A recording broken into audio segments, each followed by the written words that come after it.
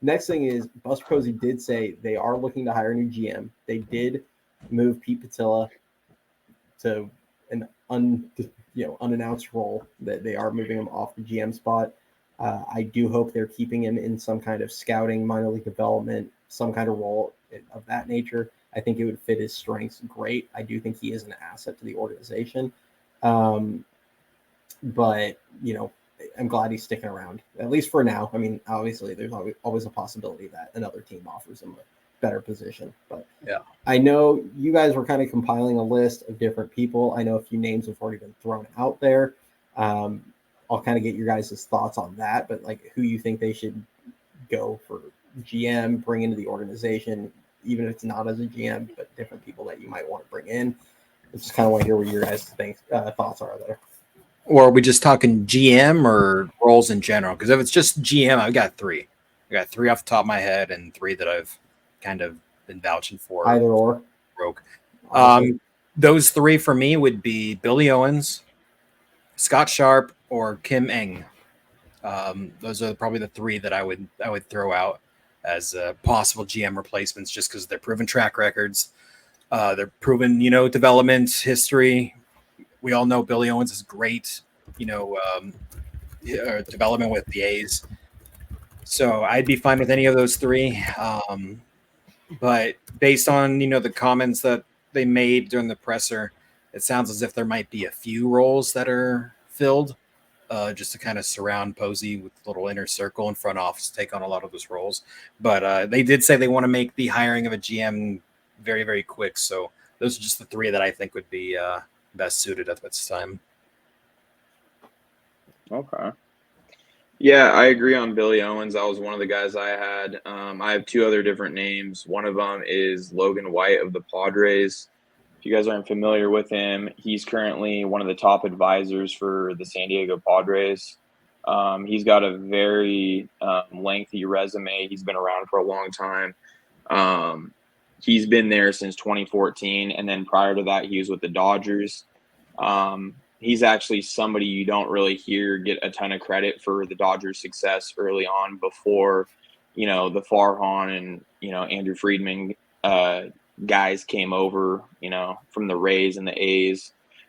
He's actually who helped the Dodgers get Clayton Kershaw, James Loney, Ryu. So he was involved in both the draft with them and internationally. So he's got a really nice track record.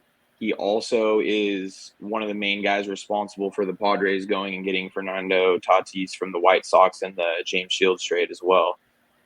So he's got a really, really good track record with both talent evaluation and just being really well-rounded, both, in the international signings and through the draft. So he's a guy that's built two pretty consistent winners, are both in the Giants division. So he'd be a really nice guy to pry away. That would not only help the Giants, but really hurt the Padres, because they've churned out a ton of talent through their farm that's really helped them bring in all these, guys at the big league level through these big trades that Preller's pulled off. You often hear Preller get all the credit in the world for pulling off all these trades, but he's one of the main guys behind bringing in this talent. It's hard. You never know how involved the number twos are. It's so difficult. Everyone felt like we were getting a steal with Farhan. I know I was a fan of the hire when they hired him. I hear a lot of people talk where they say like, "Oh, everybody hated Farhan from day one," and I'm like, "Nah, dude, I loved the hire at the time, and I'll openly admit way back in 2007 when the Giants hired Bruce Bochy, I hated the hire. I love when I'm proven wrong in those instances. I don't sit here and try and have revisionist history there. So it's just it's hard with number twos, and that's really what we're probably going to end up getting, is we're not going to end up hiring a Hoyer, Epstein, or Dombrowski or anything like that. It's like a proven head honcho. Like it's going to be a number two where you're just really questioning what you're going to end up getting. It could be great, could not. So sorry to cut you off. Yeah, no, I was just going to add Cal Quantrill was another guy that he found while with the Padres, and now he's moved on to be. He was a pretty successful starter with Cleveland, and then I believe now he's in Colorado. But he's got a really nice track record, pretty lengthy scouting background, so he can evaluate talent for sure. And that's something the Giants really need to put an emphasis on, whether or not they put Pete Putila in that role as well. And then other than those two guys, I did have one other guy, keep this one a little bit shorter, but Randy Flores of the Cardinals, director of scouting and assistant general manager. So he's had his hands in a lot of those young guys that the Cardinals have brought out year after year after year. They always have high end prospects. He's another guy that I really think could help with the development process and puts a huge emphasis, like Cody mentioned earlier, on having a nice pool of homegrown talent and really building from within. If you can get guys like that, you can always bring in free agents. That's the easier part of the job. So really got to put an emphasis on that end of things, in my opinion. I think the only name that I didn't hear that I'll throw in there, big shout out to Rob, who's Dan's fellow Giants community captain, is his boy Paul Taboni, the AGM with the Red Sox, who is a Bay Area native, and I think he went to Cal, right? Grew up a Giants fan, so he's done some good work helping rebuild their farm system. So I'll throw that name out there. That's about all the details I have on there. I don't have the track record that that Ricky can pull there, but that's the one name I didn't hear. I think the one thing, and almost every single person both of you guys mentioned has, that I really want to see is I want to see someone with a really strong scouting background and player development background.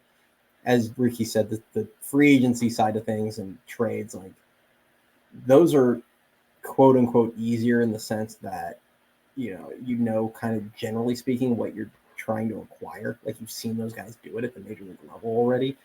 And the player development side, though, like they have been so far behind on that for a long time. And I really want to get somebody in. And I think it's important that they get an outside voice. Jeremy Shelley was a guy that they mentioned, Baggerly dropped the name. They mentioned him, even like Greg Johnson mentioned him in the interview or the press conference the other day. And it's nothing against Jeremy Shelley. I just think it's important that they get an outside voice in, because clearly whatever they've been doing internally has not been working for a while. And I see Ned Colletti's been mentioned. Sabian's been mentioned. I would love to bring Sabian back in some kind of advisor role. I think a big reason why he left was probably because he felt like his opinion had been completely devalued by the previous regime. I could easily see him wanting to return in some kind of advisor role. I don't think he wants to be a day-to-day, full control of everything anyway. But I would love to see Sabian come back in some kind of advisor role. I think Buster would love having him, back in the building. But I think of all the people, it's funny. I always come back to Billy Owens because maybe it's just being in the Bay Area and seeing it, up close, like.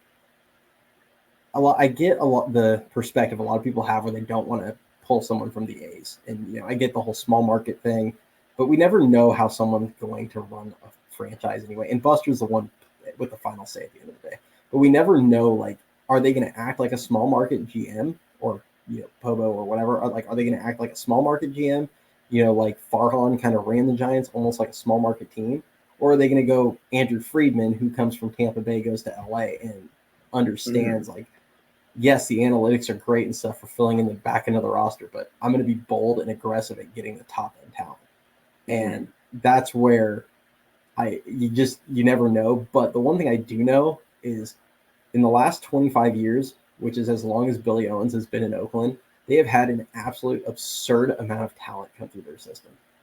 Like they have had as much talent come through their system and eventually end up being on other teams in the majors as any team in baseball. Like they have basically been the farm system for Major League Baseball for years. And I would imagine that guy has some kind of, good eye for talent. So I think it'd be a good, pickup there, but we'll see. Yeah. And I personally, I have zero concerns with a guy like Billy Owens, and there's one sole reason why, and that's Buster Posey. Billy Owens is not going to be the one that says, no, we're not going to spend money here. No, we're not going to spend money here. Buster is going to let the GM do his thing. He's made that very clear, but Buster is also going to be the one that ultimately has the last say in these kind of things. And Buster is not going to be afraid to spend money. He's made that very clear. So you bring in a guy like Billy Owens who can bring in the young talent and who can help with the scouting side of things and bring in his experience. And I don't really have any issue with that. I think we need to, like Cody said, remember back at all the guys that the A's have had and let go. There's no reason to believe that would be anything close to, what the Giants situation would be. It's night and day different. And it's also night and day different from the Farhan situation, because Billy Owens would not have the same level of control Farhan had. Farhan had all the control in the world, from the lineups day to day, which we always had that theory from the beginning. He had that say. He had say over trades, drafting, the big league roster, how much money they spent. Now with a guy in the middle like Buster, in between the owners and the GM, you don't have to have those concerns with a guy that's coming from a smaller market. If anything, his job should be night and day easier, because he doesn't have to have the pressure of churning out all that young talent year after year, when you have, big time free agents that can be signed and kind of fill some of those holes. Amen, brother. Amen. Yeah. Great talent gets great analytics. Simple as that. Yeah. When you have really good players, the numbers typically look really good with them. It's funny how that works, huh? Yeah. It's kind of Who would have thought? Who would have thought? George says Billy Owens gets hired by the Giants and they trade for Brent Rooker. I mean, do I think Brent Rooker is going to repeat the season he just had? Probably not. But even if he gave 90% of the season he just had, I'd be absolutely thrilled with that production. So I love Brent as a right-handed DH. That dude can match. Man, so Absolutely. Or while Billy Owens is still with the A's, he trades Brent Rooker to the Giants for nothing, and then comes over the Giants. then comes over. Imagine. I don't think Billy Ball's letting that one happen. No, absolutely not. they get Aldridge back. Let's be honest. Just absolutely fleecing Giants. Yeah, no way. Nope. But yeah.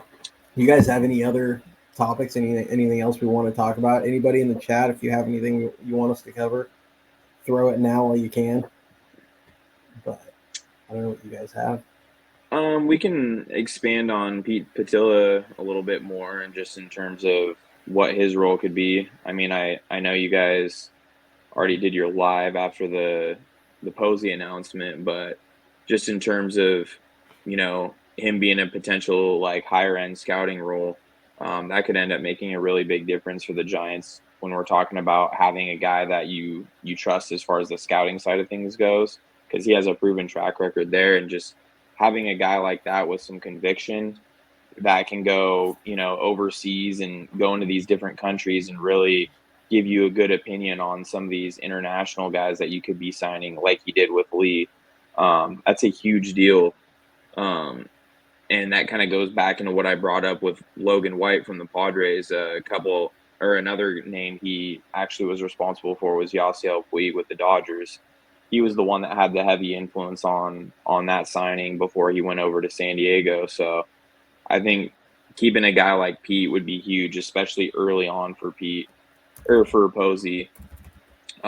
Because, as Cody already mentioned off channel, you don't really want to go and, overhaul the front office all in 1 year. You kind of need to evaluate what some of these guys are doing. And I don't see any reason why you can't keep a well-respected name like Pete around in a role he's been pretty comfortable in. So, yeah, I could see him being like a scouting director or, I know Michael Holmes I don't know what the official role or, it's the player development director of some sort. I could see him in some kind of role like that, like kind of paralleling Michael Holmes a bit, where he handles a lot of draft stuff, internal scouting, kind of all those things, where he's in kind of his element, so to speak. Like I do think that plays his strengths. It is something that I know for the last 2 years, everybody kind of asked what the hell does Pete Putila do, because Farhan kind of makes all the decisions, and other than randomly seeing Putila at Jung-Hoo Lee's last game. I think everybody kind of wondered where he was all the time. And I mean, I listened to a couple interviews that he did over the years, and one of the things that stood out to me was he would talk about how he would go to each affiliate and like spend like a week at a time in each affiliate, self-scouting, or doing internal scouting of their players, and probably also looking at some of the guys on the other teams.